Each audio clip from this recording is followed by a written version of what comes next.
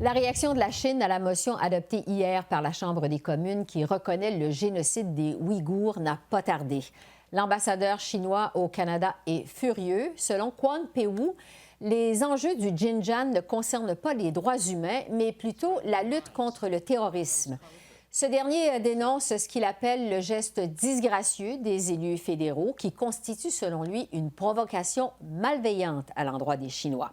Alors, je discute de cette réaction avec Guy Saint-Jacques, ancien ambassadeur du Canada en Chine. Bonjour, M. Saint-Jacques.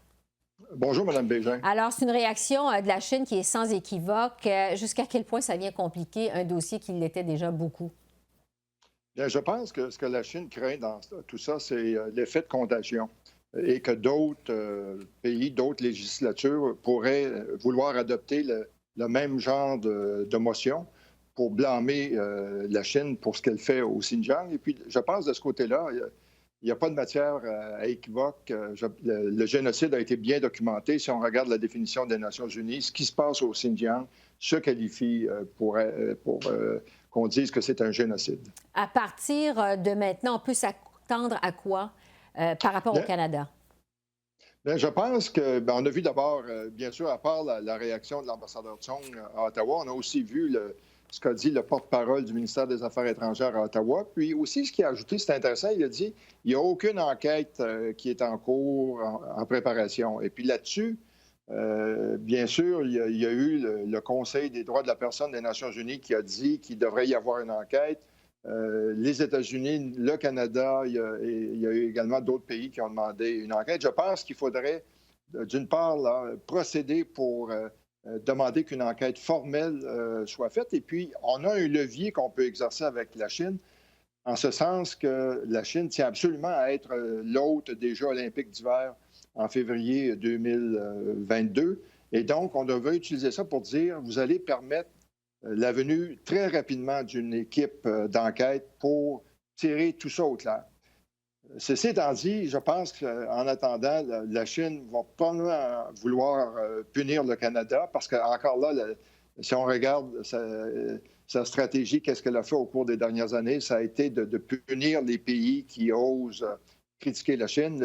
L'exemple le plus récent est l'Australie, qui dépend beaucoup pour son commerce extérieur de la Chine. 40 de ses exportations vont en Chine. Et après que le premier ministre Morrison a demandé qu'une enquête complète sur l'origine de la pandémie, les Chinois ont imposé des tarifs sur l'orge australien.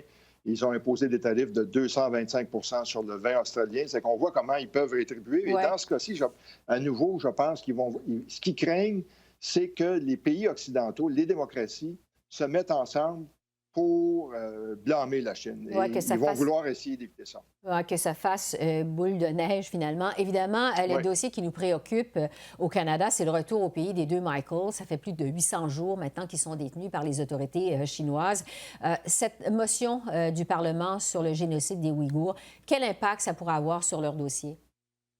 Bien, j'ose espérer que ça n'aura pas un grand impact parce que là, de ce côté-là, les choses traînent. Parce que clairement, si le processus habituel, le processus qui est établi dans la loi chinoise était suivi, le procès des deux Michael aurait déjà commencé. Le fait que ça n'a pas commencé, ça indique peut-être que la Chine espère qu'une solution va être trouvée parce qu'ils savent qu'une fois que le procès va commencer, il va falloir qu'il soit mené à terme. On va nous dire, vous ne pouvez pas nous demander d'intervenir dans un processus juridique.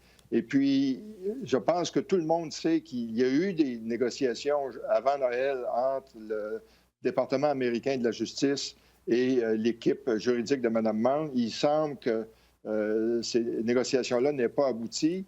Bien sûr, le président Biden, je pense, va vouloir beaucoup plus s'intéresser à la question que M. Trump. Puis aussi, il ne faut pas oublier que il y a une cause qui est entendue actuellement à Vancouver à l'effet que les droits de Mme Mang auraient été bafoués lors de son arrestation en décembre 2018. Et puis, peut-être que la Chine attend de voir quelle va être la décision en espérant que, par exemple, le juge pourrait dire qu'effectivement, les droits de Mme Mang ont été bafoués et ordonner qu'elle soit relâchée. Mais sinon, il y a aussi d'autres moyens pour la Chine d'exercer des pressions sur le Canada.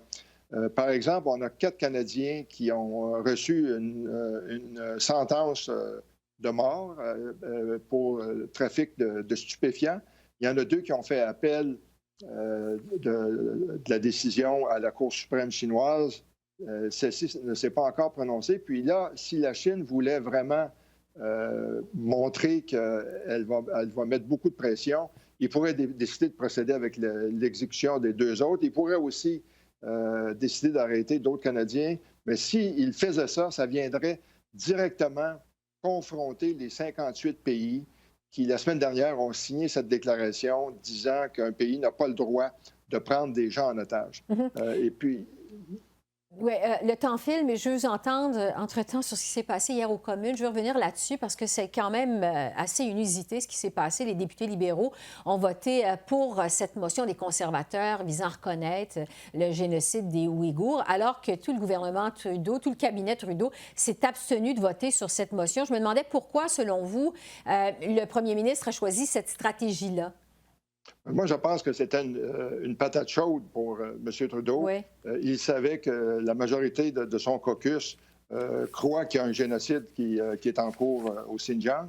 Bien sûr, ce qu'il aurait voulu, c'est gagner du temps pour pouvoir justement s'allier à d'autres pays pour éviter de faire face à la Chine tout seul. Puis là-dessus, je pense qu'il y a du travail préparatoire qui va être fait. Rappelons-nous que M. Biden aussi a annoncé la création d'une nouvelle alliance pour les démocraties, dont la première réunion va avoir lieu au mois d'avril. Ça serait une belle occasion pour le gouvernement fédéral de proposer des mesures qui pourraient être prises conjointement par les démocraties pour contrer la Chine. Mais il faut dire aussi que le problème pour M. Trudeau, c'est qu'il est à la remorque de l'opposition. C'est l'opposition qui, particulièrement le Parti conservateur, qui mène la charge sur la Chine. Il faudrait que le gouvernement annonce finalement une nouvelle politique envers la Chine, telle que ce qui avait été promis par l'ancien ministre des Affaires étrangères, M. Champagne. Donc, ça va être à suivre, mais ça continue en tout cas d'être très épineux à la lumière de ce que vous nous dites pour le gouvernement Trudeau. Guy Saint-Jacques, ancien ambassadeur du Canada en Chine, merci pour vos lumières. On aura certainement l'occasion de s'en reparler. Merci. Merci beaucoup. Au revoir.